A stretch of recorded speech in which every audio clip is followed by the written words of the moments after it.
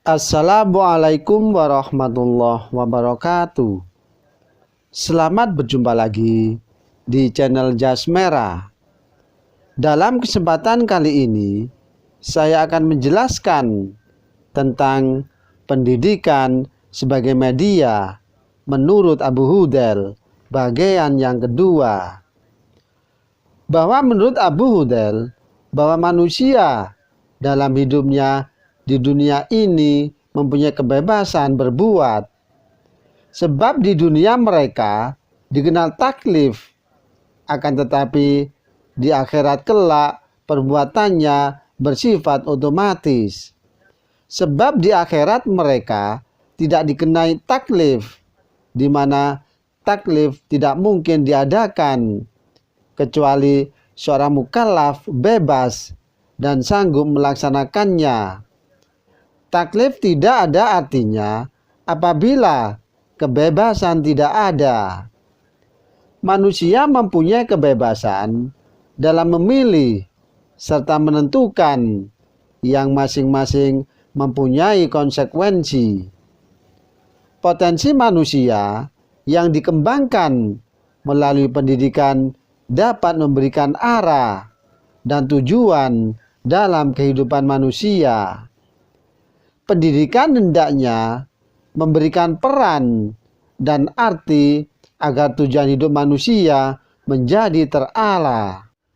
Dalam adagium usuliyah bahwa setiap tindakan dan aktivitas harus berorientasi pada tujuan atau rencana yang telah ditetapkan.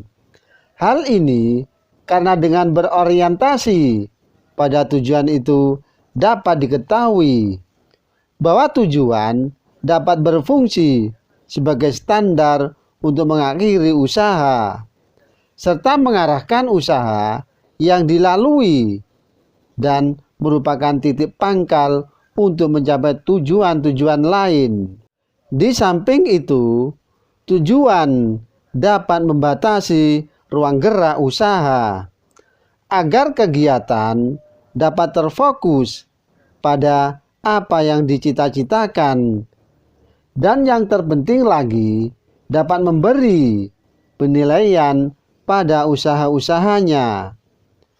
Dengan kebebasan menentukan pilihan ini akan menjadikan tingkat kedewasaan manusia yang semakin matang.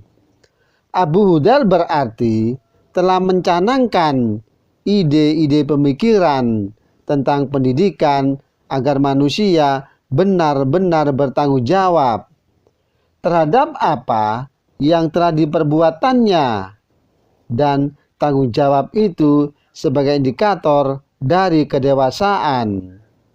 Dan Abu Hudel menjelaskan apa sebenarnya yang dimaksud dengan nafyu as-sifat atau peniadaan sifat-sifat Tuhan, yakni kepada Tuhan tak mungkin diberikan sifat yang mempunyai wujud tersendiri yang kemudian melekat pada Tuhan. Oleh karena zat Tuhan itu bersifat takdim atau kodim, maka melekat pada zat itu bersifat kodim pula. Oleh karena itu, untuk memelihara murni tauhid atau kemahaesaan Tuhan, maka Tuhan tidak boleh dikatakan mempunyai sifat dalam arti di atas.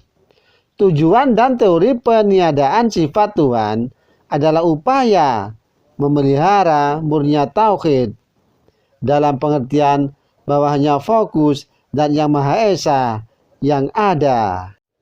Konsep potensi memiliki tuntutan agar pendidikan diarahkan untuk bertumpu pada at-tauhid.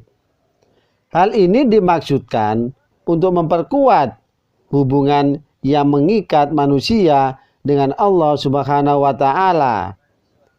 Apa yang dipelajari seharusnya tidak bertentangan dengan prinsip-prinsip tauhid.